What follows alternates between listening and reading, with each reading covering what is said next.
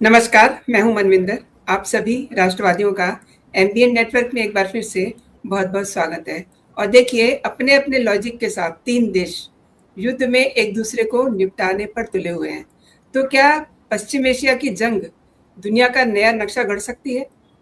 Iran टूट सकता है और कोई नया देश पैदा हो सकता है? वैसे भी जिस स्केल पर ये लड़ाई लड़ी जा रही है, इसके पीछे कुछ बड़ा करने की साजिश अब साफ दिखाई दे रही है। डोनाल्ड ट्रंप की नीतियाँ इस ओर इशारा कर रही हैं। दूसरी तरफ ईरान में कुर्दिस्तान में अमेरिकी सेना के ठिकानों को निशाना बनाया जा रहा है लगातार। उससे बहुत सारे सवाल पैदा हो रहे हैं और इन सवालों के जवाब हम समझने की कोशिश करते हैं। मेरे साथ जुड़ चुके हैं मुंबई से आदरणीय भाऊ। भाऊ स्वागत है, नमस्कार। नमस्कार। भाऊ, मिडल ईस्ट में तनाव बढ़ता ही जा रहा है और ईरान की जो इस्लामिक रिवोल्यूशनरी गार्ड कॉर्प्स जो है, उसने इराक के कुर्दिस्तान में अमेरिकी सेना के मुख्यालय पे हमला भी किया है। इस हमले के बाद पूरे इलाके में एक हलचल सी मच गई है और एक रीजनल टकराव के और ज्यादा बढ़ने की आशंका जताई जा रही है। आपको क्या लगता है? आशंका कहा है, जंग तो छेड़ी गई है, लोग मर रहे, विध्वंस हो रहा है, तो ये तो हो चुका है। अब ये सोच ये है कि ये कब रुकने वाला है, कहाँ जाकर रुकने वाला है, इसका परिणाम क्या होगा। क्योंकि बात एक होती है कि एरिस्टोटल नाम का एक जो बड़ा चिंतक था, उसका एक कोट मुझे याद आता है कि जंग जीतना, वॉर जीतना कोई बड़ी बात नहीं है, लेकिन वॉर खत्म होने के बाद शांति प्रस्तावित करना, व्यवस्था प्रस्तावित करना बड़ी मुश्किल बात होती है। और तब आप अगर वो व्यवस्था होती है तब आपने वॉर जीता ऐसा माना जा सकता है, ऐसा उसका कहना है। तो हमने देखा है अफगानिस्तान में भी अमेरिका ने जंग छेड़ा था, क्या हुआ? 20 साल के बाद सब लपेट कर 15 साल के बाद जाना पड़ा। इराक में 10-12 साल के बाद जाना पड़ा, वियतनाम में जाना पड़ा। तो वॉर हथियारों से नहीं जीते जाते। जो जी। एक देश होता है, एक भूप्रदेश होता है, उसकी जो भौगोलिक बॉर्डर होती है, ज्योग्राफिकल बॉर्डर होती है, उससे देश नहीं बनता। अंटार्कटिका है ना, वहां कौन सा देश है? कौन है प्रेसिडेंट अंटार्कटिका का? पता नहीं किसको। हर कोई जाता है और अपनी एक बाउंड्री लगा देता है, बोलता है यहाँ से ये इलाका मेरा है और मैं इधर कुछ रिसर्च करूंगा वगैरह वगैरह। उनको कोई रोक नहीं पाता। चांद पर कोई जाकर हमारा यान जाता है, अमेरिका का जाता है और किसी का जाता है, कौन रोकने वाला है? क्योंकि वो देश नहीं है, वो नेशन नहीं है। नेशन वहां रहने वाले लोग जो होते हैं, पॉपुलेशन होते हैं, उनसे बनता है। और अगर आप उनको संभालोगे या उनके साथ होकर काम करोगे तो वो वॉर आपने जीत लिया। वरना वो और आप झगड़ा चलता रहता है। सालों साल, 100 साल से ज्यादा हो गए कि अफगानिस्तान और आज का पाकिस्तान, इनकी जो बॉर्डर है वो फाइनल नहीं है। डोरांड लाइन बोला जाता है, ब्रिटिशों ने और फ्रेंचों ने बनाई हुई। अफगानिस्तान उस वक्त ब्रिटिश इंडिया जो था वो नहीं मानता था। आज अफगानिस्तान और पाकिस्तान नहीं मान रहे क्योंकि वो इलाका पाकिस्तान में है। तो ये चलता रहता है। मैकमोहन लाइन हमारे और चाइना के बीच में थी, नहीं मानी गई। तो बॉर्डर जो जियोग्राफिकल बॉर्डर है उससे देश नहीं बनता। वहां के लोग अगर आपके साथ आ जाए और मिलजुल कर रहने की कोशिश करे, प्रयास करे और आगे बढ़ने की कोशिश करे, तब वो वॉर आपने जीत लिया ऐसा मान सकते हैं। वरना आपने देखा सेकंड वर्ल्ड वॉर के बाद जब जर्मनी था वो दो हिस्सों में बट गया था। एक छोटा हिस्सा था वो सोवियत यूनियन के साथ था और बाकी बचा था वो अमेरिका और नाटो के साथ था। फिर 1990 के आसपास दोनों जर्मनी एक हो गए। आज एक है। जो कम से कम 30-35 साल एक दूसरे के खिलाफ थे, आज इकट्ठा हो गए। तो जंग जो छेड़ी जाती है, जो जो किसके लिए छेड़ी है, ये ध्यान में रखना चाहिए।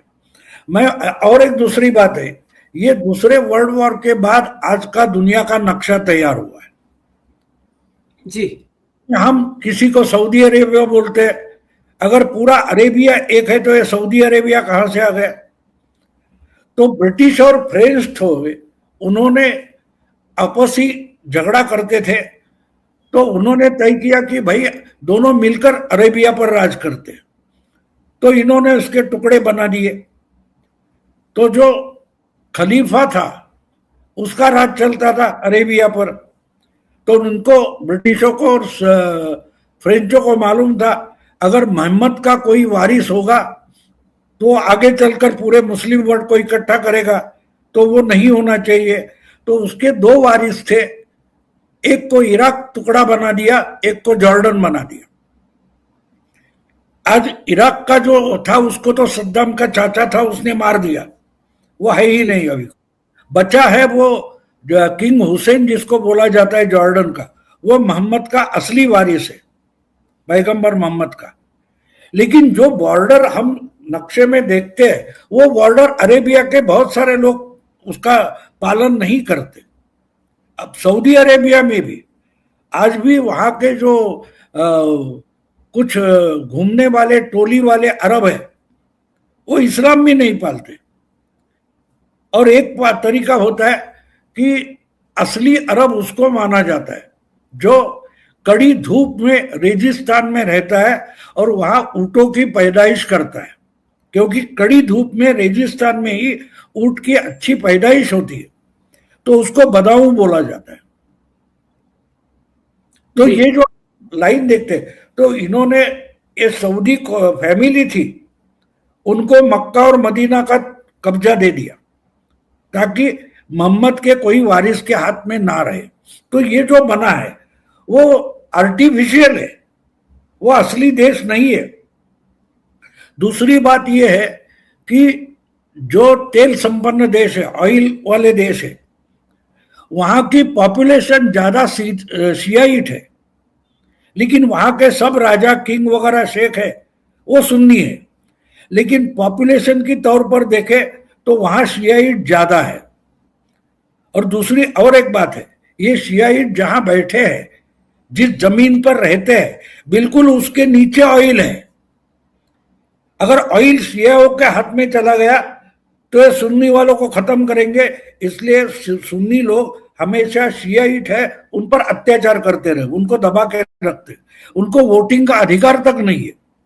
ये मैं इसलिए बैकग्राउंड बता रहा हूं कि जो आज का वेस्ट एशिया का नक्शा हम देखते हैं वो ओरिजिनल नहीं है और वो नेचुरल भी नहीं है। तो इसलिए ये नक्शा शायद नए तरीके से पेश करने की कोशिश हो रही है। जो सेकंड वर्ल्ड वॉर के बाद बना, अब उसमें ही एक इलाका है जिसको कुर्डिश बोलते हैं, वो अलग अलग देशों में बांटा गया, लेकिन वो एक ही नस्ल के लोग हैं। उसका बड़ा हिस्सा तुर्किस्तान में है, कुछ हिस्सा तुर्कमेनिया में है, कुछ हिस्सा इराक में है, कुछ हिस्सा सीरिया में है। अब सीरिया का जो असद था वो किसको दबाता था? कुर्दिश को दबाता था। तो ये 3-4 देशों में फैले हुए हैं, लेकिन इन्होंने हार नहीं माने हैं, हर अत्याचारी से लड़ते रहे, ये लड़ाके हैं। और पिछले कुछ असद तो भाग गया सीरिया छोड़कर, इनके असद को मारने वाले में अमेरिका थी, भगाने वाली अमेरिका थी। तो अब थोड़ा थोड़ा वहां जो कुछ डेमोक्रेसी है वगैरह माना जाता है सीरिया और इराक में, वहां कुर्दिश और सुन्नी इनका झगड़ा चल रहा है। तो ये अलग अलग नस्ल के लोग हैं, ये लादे गए लोग हैं और ये नेचुरल नेशन नहीं है। तो लेकिन जब कॉलोनीज खत्म हो गई उसके बाद अपना राज चलता रहे इसके लिए की गई एडजस्टमेंट थी, अब वो आउटडेटेड हो गई है, उसको बदलना पड़ेगा। और जब उसके बाद यानी सेकंड वर्ल्ड वॉर के पहले जब ऑयल मिल गया था तो उसके बाद उसको इम्पोर्टेंस आ गया। तो जी अब ये बात हो गई है कि आहिस्ता आहिस्ता ऑयल का पैसा लेने वाले अरब इतना पैसा वाला हो गए, ये स्ट्रांग नेशन है इकोनॉमिकली, लेकिन फिजिकली उतने स्ट्रांग नहीं है। ऐसे अलग अलग इशू एक साथ है और ये एक साथ उभर कर आए। जब तक ईरान का शाह था जी तब तक तो ईरान शियाइट देश नहीं था, वो सेक्युलर देश था। लेकिन आयतुल्ला खोमेनी आ गया, उसके बाद वो शियाइट देश हो गया, इस्लामिक रिपब्लिक हो गया। और इसके कारण ही आसपास के अरब देशों में, सुन्नी देशों में जो दबे हुए क्या बोलते शियाइट थे, वो सर उठाने लगे। लेबनान वैसे तो अरब देश है, लेकिन वहीं से ज्यादा इजराइल के खिलाफ लड़ाई होती है, जी इराक है। तो ये सब उठने लगे और उनका एक तरीके से उनका क्या बोलते स्पॉन्सर ईरान बन गया। ईरान के पास ऑयल था, ऑयल का पैसा आता था, तो इससे जो डिस्टरबेंस खड़ा हो गया, अब वो निपटाने की ही लड़ाई है। हमें ये लड़ाई की तरफ देखेंगे ना तो वो समझना जरूरी है। वैसे तो पैलेस्टाइन या क्या बोलते हैं हमास वगैरह वो सुन्नी है, लेकिन जी शिया होकर भी ईरान उनकी मदद करता था क्योंकि वो इसराइल के खिलाफ था। तो एक मुझे ऐसा लग रहा है कि फिर से ये बॉर्डर रिड्रॉ की जा रही है, नहीं बनाई जा रही। और नई का मतलब क्या है कि भाई ये इतने फैले हुए छोटे मोटे जो है ये बदल कर 3-4 बड़े स्टेट होने चाहिए जो पूरे पश्चिम एशिया को रूल करेंगे। तो एक तो जी तालिबान बन रहा है, जी जी तालिबान बन रहा है, दूसरा कुर्दिस्तान होगा, और इसराइल तो पहले से ही पावरफुल है। तो जी मैं एक सिनेरियो देख रहा हूं, एक पिक्चर देख रहा हूं जिसमें मुझे लगता है कि आने वाले कुछ सालों में पश्चिम एशिया जो है वो रूल करने वाले 3 बड़े देश होंगे। एक कुर्दिस्तान होगा, ये तालिबान होगा, यानी अफगानिस्तान, ग्रेटर इसराइल और कुर्दिस्तान। तो ये सुन्नी लोगों का जिहाद जो है वो खत्म होने में मदद हो जाएगी, शिया हो या सुन्नी हो। अब मोदी जी ने इसराइल में जाके क्या बताया कि कोई भी वायलेंस जो है, टेररिज्म है, वो शियाइट हो या सुन्नी हो, वो बर्दाश्त नहीं किया जाएगा। उन्होंने किसी का एक पर्टिकुलर नाम नहीं लिया, लेकिन इस्लामिक जिहाद जो है वो खत्म करना जरूरी है, तभी दुनिया सेफ हो जाएगी। और मुझे लगता है कि ये जो रिड्रॉ होगा इसमें सबसे बड़ी ताकत बनकर कुर्दिस्तान उभरेगा, क्योंकि जितना मैं मानता हूं कि इनकी कुछ 3-4 करोड़ के आसपास उनका पॉपुलेशन है। इसमें इतना शायद अरब सुन्नियों का भी नहीं है। तो ये अगर, और दूसरी बात, कुछ 35,000 लड़ाके उनके अमेरिका ने तैयार किए हुए असद के खिलाफ लड़ते लड़ते, तो ये फौज तो रेडी है।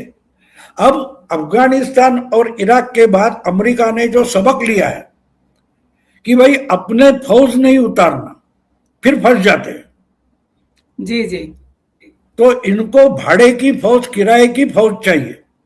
जी तो जी ये कुर्द हो सकते हैं, ये कुर्द हो सकते हैं। और अगर कुर्द एस्टेब्लिश हो गए तो कुर्दिस्तान होना जरूरी है। उनको एक नेशन बना के दिया जाएगा, उसमें तुर्कस्तान का, सीरिया का, इराक का कुछ हिस्सा होगा, ईरान का भी कोई हिस्सा होगा, और मिलकर अगर कुर्दिस्तान बनता है तो इजराइल, कुर्दिस्तान और अफगानिस्तान मिलकर पश्चिम एशिया को कंट्रोल करेंगे। और अगर अमेरिका उनसे छेड़खानी नहीं करेगा, वो तो अमेरिका की इच्छा अनुसार काम चलाएंगे, उनको भी स्टेबिलिटी चाहिए। हर एक कोई, अब देखो तालिबान लड़ना नहीं चाहता लेकिन हारना भी नहीं चाहता। तो हमारा यानी भारत उनको ठीक ढंग से मदद कर रहा है, और अफगानिस्तान पाकिस्तान की जो जिहादी मानसिकता है उसको पूरा का पूरा उसका खच्चीकरण कर रहा है, खत्म कर रहा है उसको।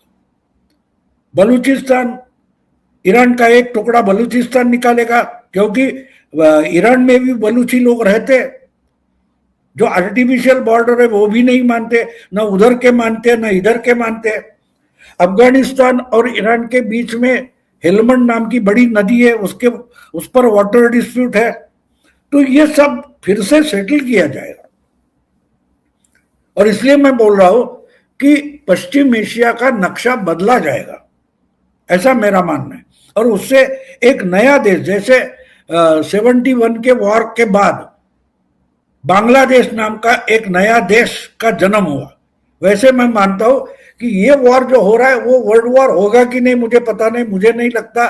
आज जितना विकसित दुनिया है, डेवलप्ड है, उसकी अर्थव्यवस्था डब्बे में डालने की कोशिश कोई भी नहीं करेगा।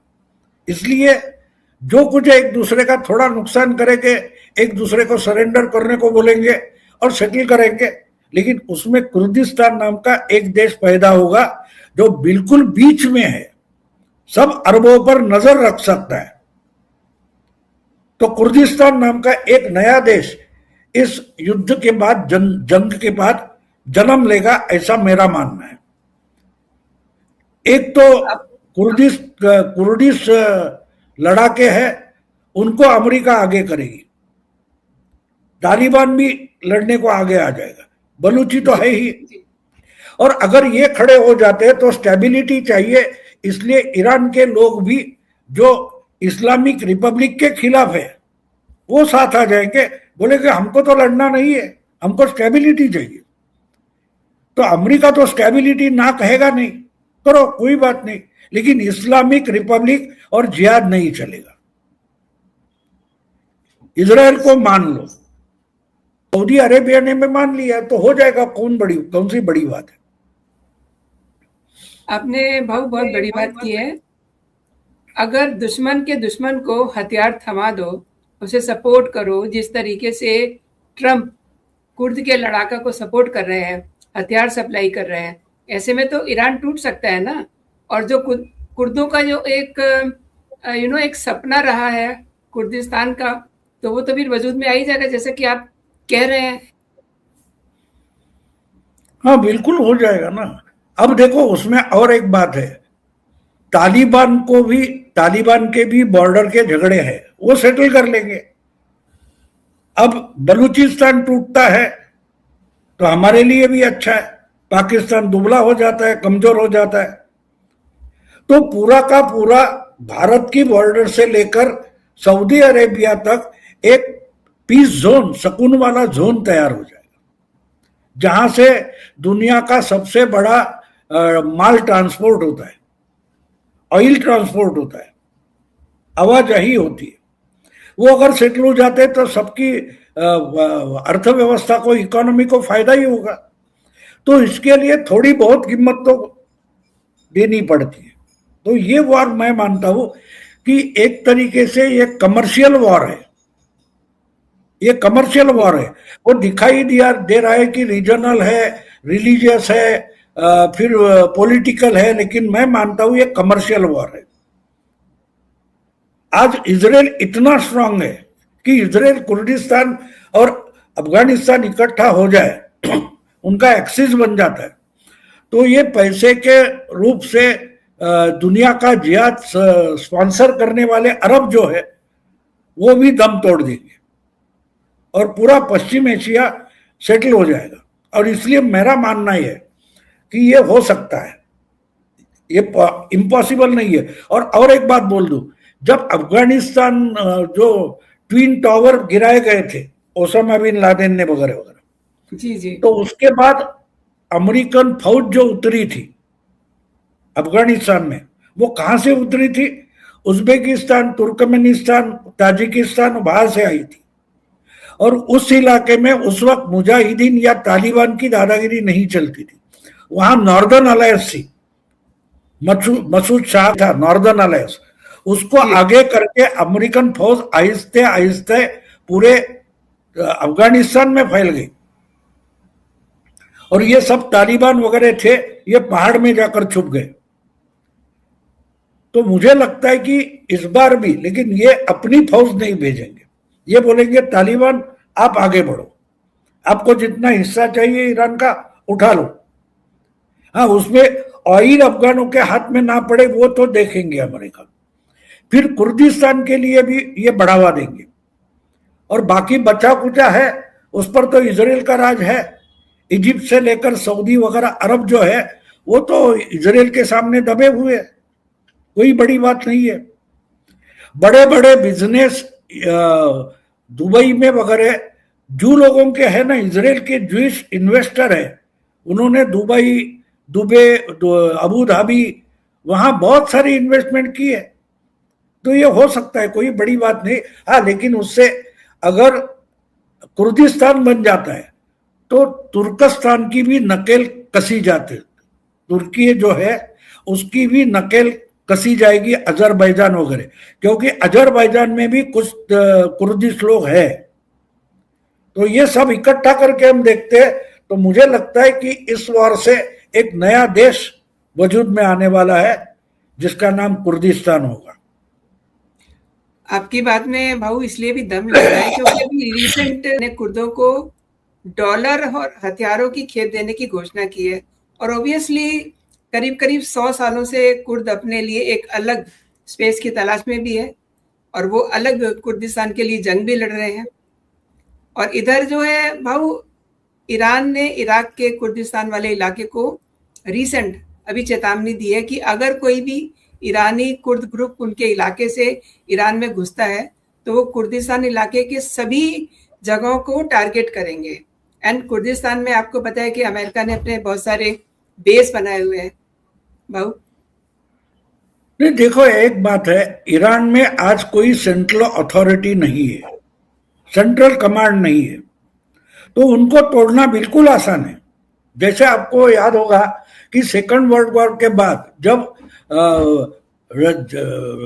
जर्मनी ने हार मान ली थी, तो उसके बाद जितना घुसना है उतना सोवियत फौजें घुसी थी, जितना घुसना पॉसिबल है उतनी ब्रिटिश और नाटो फौजें घुसी थी। तो क्योंकि वहां कोई कमांड नहीं थी, हिटलर के जाने के बाद या गायब होने के बाद या मरने के बाद जर्मनी में सेंट्रल कमांड नहीं थी, तो ऐसा देश टूटने में समय नहीं लगता। यहां भी देखो, आपको अगर याद होगा तो अफगानिस्तान जब अमेरिका ने छोड़ा था उसके 2 महीने पहले वहां जो कोई गनी नाम का अध्यक्ष था जो चुनाव से चुनकर आया था, वो सबसे पहले भाग गया था।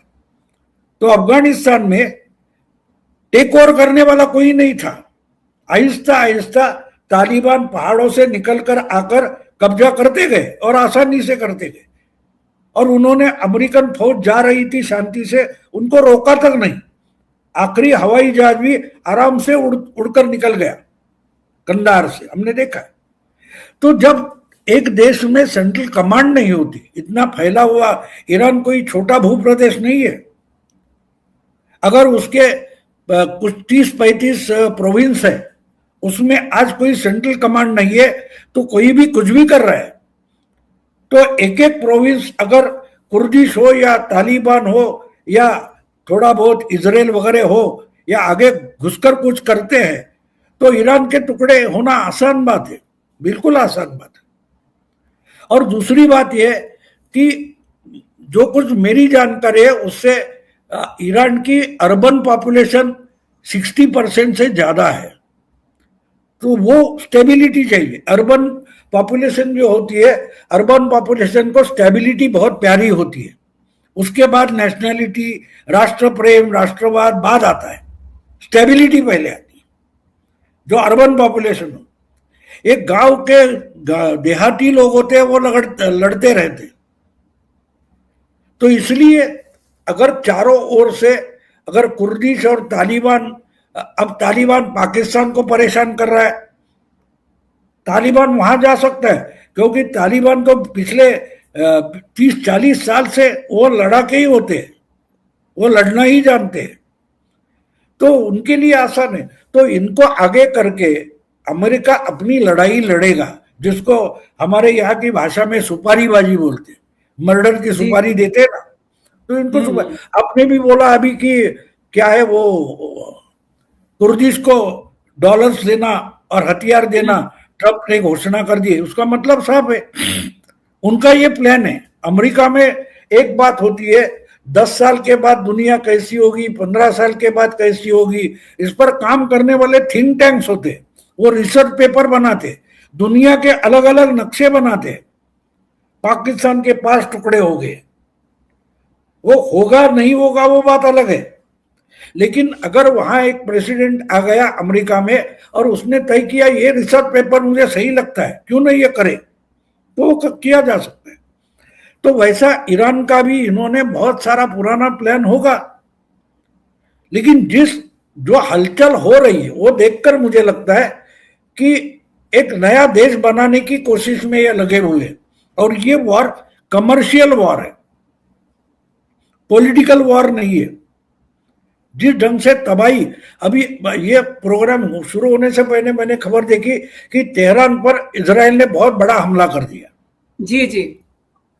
वो उनको बहुत बर्बाद कर देगी, और जब बर्बाद हो जाते हैं तो वो 2 समय का खाना भी बहुत होता है, जी स्टेबिलिटी इंपॉर्टेंट बन जाती है।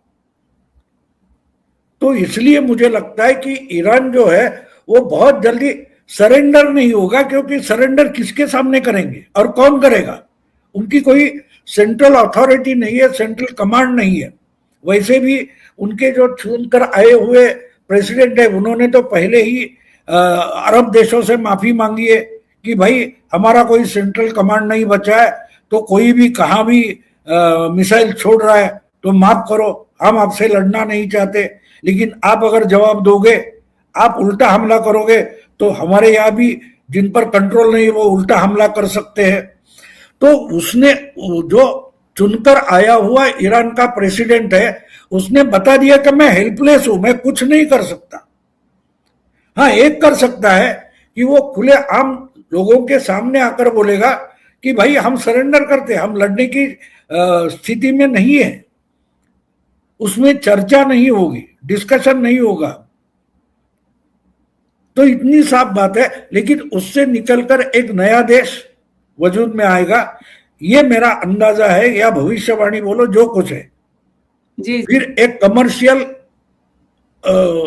इकोनॉमिकल स्थिति आ जाएगी और फिर से एक स्टेबिलिटी शुरू हो जाएगी।